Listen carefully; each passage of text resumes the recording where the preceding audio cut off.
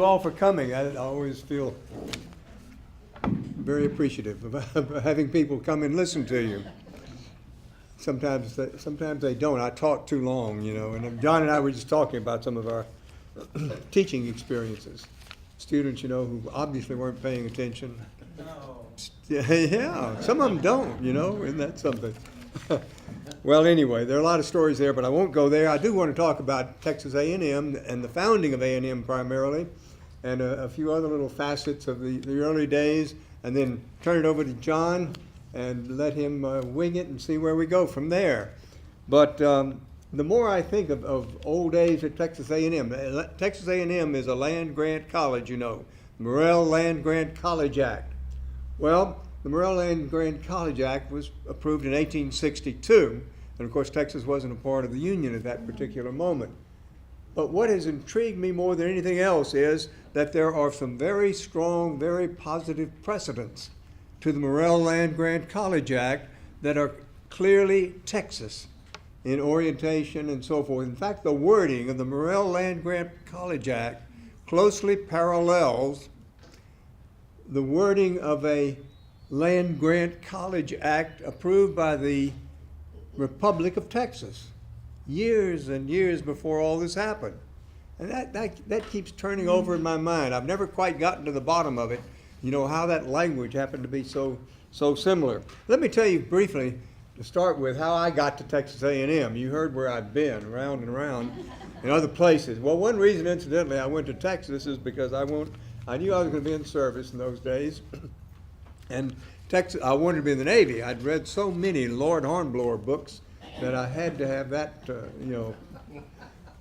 area. So Texas had naval ROTC. A&M did not have naval ROTC. I think there were a couple of options I could have chosen. I think Oklahoma had it, maybe North Carolina. But anyway, went there so I could be in the naval ROTC and be in the Navy, which I was, and which was a great adventure for a few years.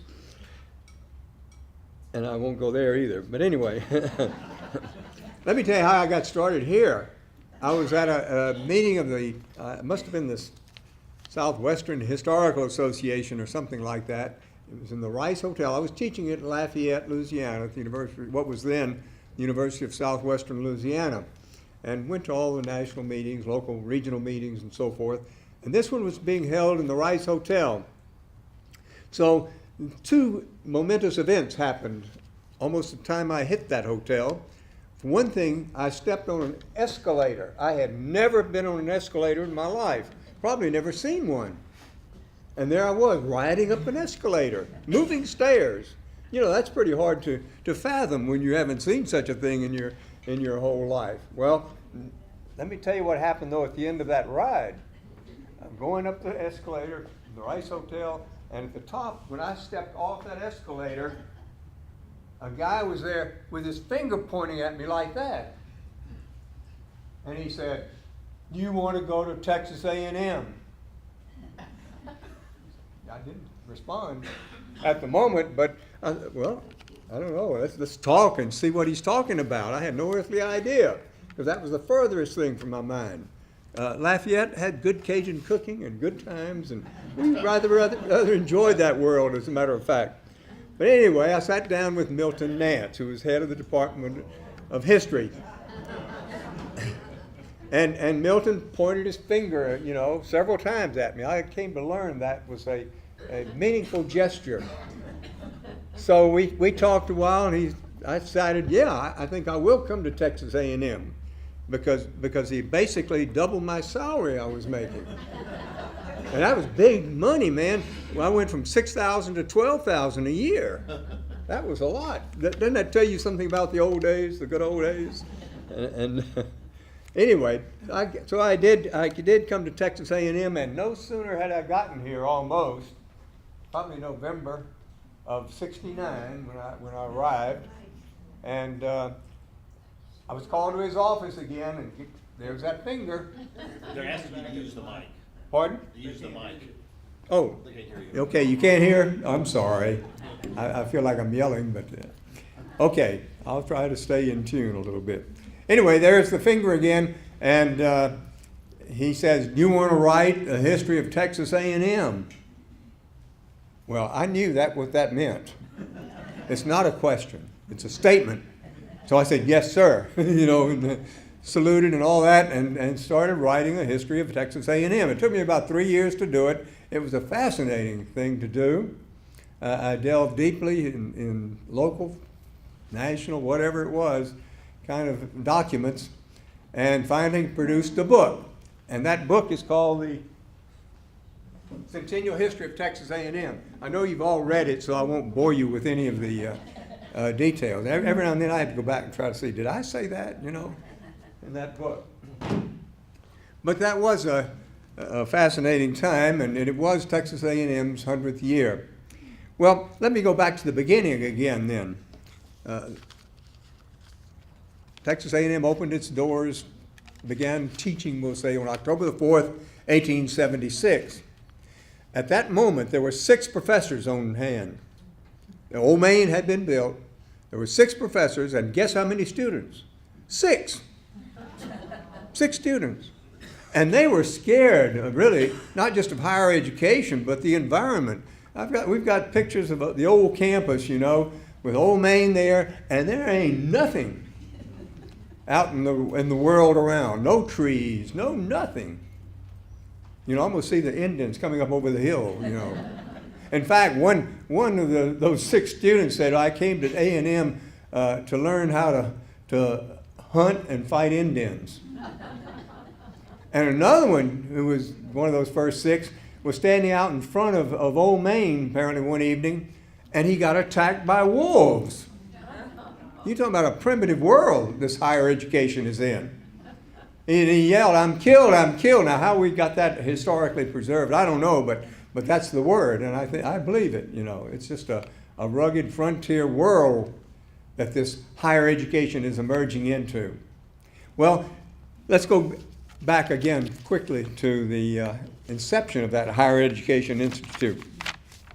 Texas is a land-grant college, Morrell Land-Grant College Act, 1862, and so forth. Before that, it was an independent republic and a state of the Union and a state of the Confederate States of America. Excuse me. But the concept of supporting higher education by land grants precedes the Morrell Land-Grant College Act by many years. In 1839, the Republic of Texas approved an act donating 3 leagues of public land to each county for the support of public schools, that's public schools, and 50 leagues of land, which is 221,400 something acres, 240 acres rather, for the establishment and endowment of 2 colleges and universities, almost identical to the wording of the Morrell Land-Grant College Act. That's 1839 in Texas. That has continued to fascinate me, and I've never quite gotten down to the roots of wording and so forth. So anyway, Texas joins the Union in 1846 after its period as the Republic of Texas. In 1858, the Texas legislature now passes another act establishing the University of Texas, which uses the wording of the Republic of Texas almost exactly, and appropriates $100,000 of U.S. government bonds for the establishment of the University of Texas. That's to be 2 schools. Then Texas secedes from the Union, so nothing happens. In 1862, Congress approves the Morrell Land-Grant College Act. Lincoln signs it on July the 2nd, I guess it was, 1862. The Civil War ends finally in 1865. Texas is part of the Union. Edmund J. Davis is governor of Texas, the radical Republican type, most radical of the radicals, and according to the local press, a devil incarnate. But it's he who got this institution going in a way, In 1871, under Davis, the Texas legislature approved the organization of the Agricultural and Mechanical College of Texas under the terms of the Morrell Land-Grant College Act. And that school, incidentally, I like the wording. I think it really tells you a lot. For one thing, they're supposed to build a college within 5 years of acceptance. These are for 2 universities, but one of those will be where the leading object shall be without excluding other scientific and classical studies, and including military tactics, to teach such branches of learning as are related to agriculture and the mechanic arts. And that's it. That's the inception of the land-grant college system, the inception of Texas A&M University. And we have not strayed very far from that task. In fact, I think we have embraced it extremely well and extremely strongly in all sorts of capacities. Incidentally, we have I just finished a little book with the head of the Department of Biological and Agricultural Engineering, which I think the press is going to publish sometimes, which talks about the transformation of Texas agriculture, roughly from 1915 to 2015 is what we're covering. It's amazing, though. And it goes right back to that Morrell land-grant college concept and to agriculture and the mechanic arts. Well, anyway, Texas didn't have any public lands under the Morrell Land-Grant College Act. Nothing was owned here by the federal government, so the federal government gave us Colorado lands. 180,000 acres of land in Colorado, sold for 97 cents an acre, 87 cents an acre, I'm sorry. And we invested the $174,000 we received in Texas Gold Frontier bonds, and then the governor appointed a locating committee. I won't go into all of that, but in any event, different stories. Some people say it was won in a poker game, that it would come here, and others say, well, no, look, local folks donated 2,400 acres to the founding of the college, and that's true, and that was very important. In any event, one thing they did about the same time, incidentally, is the legislature, when they accepted the Old Main and all that, and appropriated money for the building, also included a bond or money to reward anyone who got hold of the John Wesley Horden, who was a murderer and a shooter and an all that. Well, this was the frontier world we were living in. So in any event, to leave that alone now, we've got A&M here. President Gathright is the new governor. They talked about inviting the former president of the Confederate States of America, but he declined, probably for the better, and suggested that Thomas Gathright, who was secretary in Mississippi, basically received the job, Secretary of Education in Mississippi, and Gathright came and I think did an amazing job. So here we are. The college is built. The students are gathering, 6 for starters. I think we finally got 166 by the end of that first year, which is pretty good when you think about it. And military history is part of the package. The Corps of Cadets, everybody's in uniform. Everybody was in uniform when I got here in 1969. I still remember my first class, 130 kids, something like that, young men, ladies. One lady. That's what kind of got my attention too, you know. Now the Lafayette looked pretty good maybe, but anyway, I'm teasing. No, this has been a great world, and we've enjoyed it, and we're never going to leave it. We'd like to think. We've done a lot, and John Adams is the one who I think is best qualified to tell you what we've been doing, especially in the military sense. John, why don't you kind of tell them how it is. Excuse me for talking too long. Maybe I'll talk a little bit more about process and stuff, and I was going to talk about Lawrence Sullivan Ross. I didn't realize it, but I was sitting here, and between the two of us, we've done over 20 books. Can you imagine that? Because they didn't mention the Rice book and the others that you've done and all that. And we both have got 2 or 3 in the hunt. We both have been under contract or published since 1976, Yeah, and that then was and 79 that was A&M book. Yeah. the A&M book. Let me mention something. Go ahead, John. No. There's another important historical moment that occurred shortly after I got here, I guess you would say. I got here in '69. In 1974, guess what happened? We got a press started. Yes. A university press started. there's some of those folks right now, the University Press types. 1974, Frank Wardlaw came here and opened our press, got it going. I think the first house residence was in the old Regents' homes. The first residence was in the old Regents' home up by the post office, as I recall, because I went there quite a number of times. And anyway, we've got a press going, and I want to read one of Wardlaw's comments about why we have an A&M press. In my mind, it's been one of the greatest historical accomplishments we've ever had. He said, by making the products of A&M scholarly research more broadly available, the press can further one of the principal objectives of the university, which is constantly to expand the horizons of useful knowledge.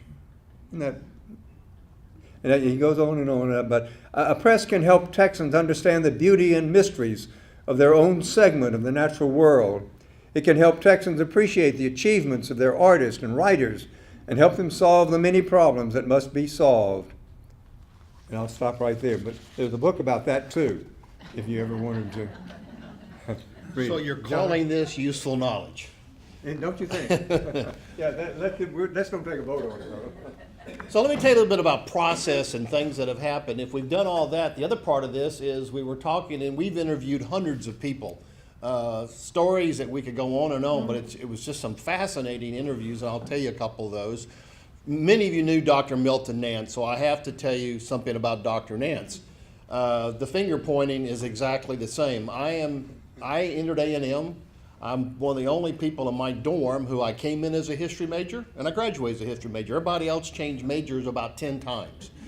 My draft number was 2. I know I wanted to go in the Air Force and fly and fight, so I had to have a degree. I don't know why. I was already a pilot. Why in the world do you have to have an education to fly? Because I was already flying. But anyway, I come in. But I get a note from Dr. Nance, who's the head of the history department, and it says, "See me." So I go over to the office there, and I sit outside his office for an hour and a half.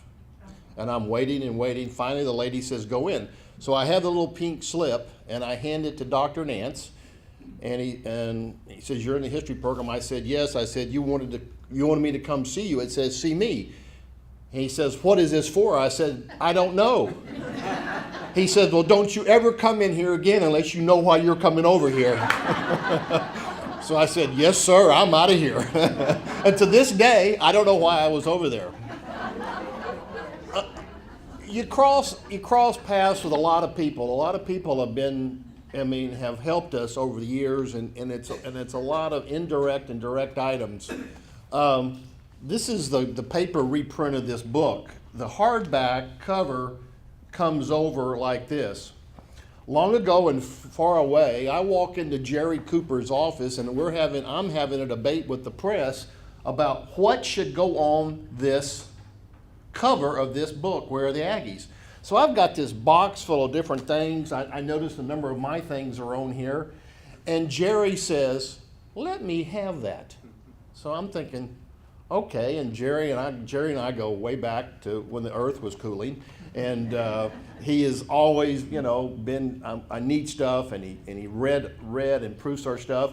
So he disappears with my box of my Aggie collectibles and comes back about a week later, and he has built a shadow box with 73 items that, if you see the full book, that is pictured for the cover.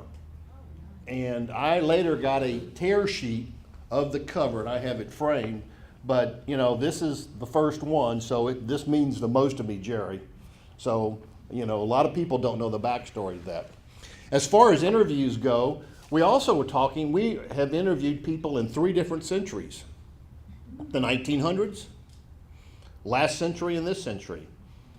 My 2 most famous interviews are with Mary and Sophie Hudson, who graduated in 1903.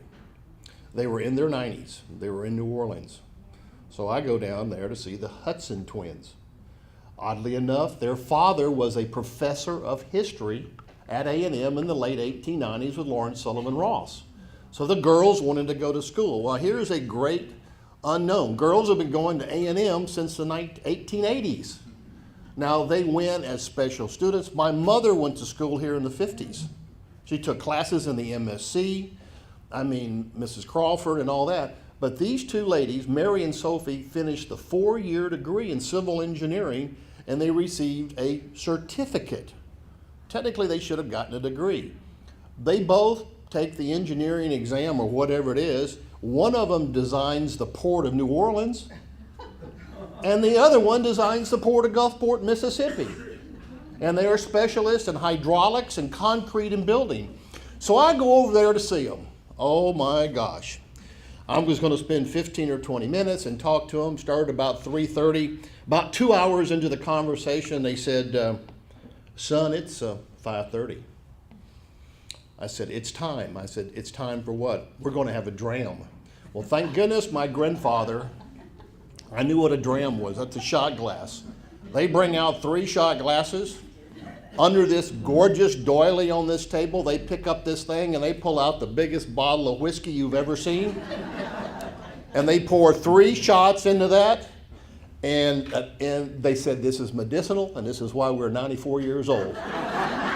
And I said, yes, ma'am, I agree. Well, I start to just sip it. They each have their drink, so I follow suit. They collect the glasses and says, now what else you want to talk about? I'm thinking, this is unbelievable. And it turned out to be a fascinating interview. We both interviewed a guy named Niley Smith, class of 08, not 08, from Milam, Texas, at different times. I pick him up. I go over there one time to Milam and bring him over here, and he said he wanted to see the new dorms. This was in the 70s, which I'm thinking Kruger Dunn and all that. He's talking about the core dorms that are built in 1939. That's the new dorms to him. And he said, yeah, I've got a son. He's a class of, 60 or 59. He says he can't keep up with him. He couldn't. This guy was running all the agriculture production over there, the family business, the co-op, the bank, and everything. And we got on campus, and he said, now, drive slow. Well, I was barely moving. And I'm going 5 miles an hour, and I can't write, and he's walking me through and talking to me like it was back in 1907 and 1908. If I could have videoed it, if I could have had this, talking about military. He said, turn up military walk. There was a barricade there. We just went right around it. And I said, what the heck? They can come get me. And he says, now drive up towards Sabisa Hall. And he says, now slow down in front of the academic building. He says, now this wasn't here. I said, there was a fire, in 1911, that on the 11th of November, at 11 o'clock at night, and you ought to see the investigative report about this. There was potentially some hanky-panky, but who knows? That's another one of those stories that we'll never get to. He said there was the old academic old main there, and he's talking about the horses and coming into the campus and all this. It was just fascinating. What this tells you is we really find out how rich this history is and how it's tied to the area. I think the point about the agricultural, mechanical, and military part has absolutely, it has been a stronger thread than most could ever imagine. The thing that I will come around to is that after the school is started, and Gathright basically gets it, they have a major challenge, but really it's not till Lawrence Sullivan Ross comes to A&M. They could have closed A&M about 3 or 4 times. They wanted to pull the funding. I think he brought money with him from the legislature when he came here in 1891. But prior to him arriving, it was just the 6 or 8 buildings and 100 and something cadets, constantly in trouble, constantly problems. And I'm not sure whether he got them in a room like this and said, okay, here's the deal. If we don't get our act together, they're going to close this place down.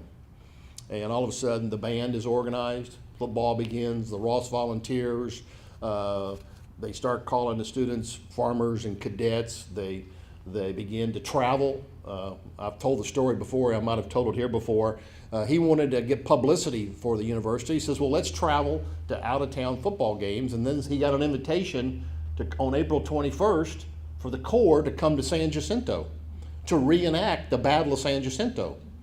And the Texas State Guard, which is still in existence today, the Texas State Guard was going to play the part of Sam Houston and the Texans, and the Aggies are going to be a part of the Mexican Army. But there was a major problem. when the battles start, the Aggies overran and captured the Texas State Guard and reversed history, and they were never invited back. But Ross thought it was great. The publicity, the enrollment shot, just like Johnny Football. People don't come here for academics. People don't come to A&M for academics or Georgia Tech or Notre Dame. They come for the traditions and the spirit and the special part of Texas A&M. Well, after that, enrollment went straight up and interest in Texas A&M. Johnny Football, people come here. They hate to tell you this at A&M, but they come here because of traditions. I mean, that set everything going. R.G. Griffin, you been to Waco lately? You ought to see the new stadium they're building up there in Bear Country. What a knockout. They're coming for the traditions and the bears and whatever they do up there, I don't know. But the fact of the matter is, that made a difference. And every time A&M has one of these incidents and things happen, enrollment shoots straight up. The traditions and those things that will come out of the 1890s are what set A&M apart. I fully believe that Aggies are the way they are because of what happens to them at Texas A&M.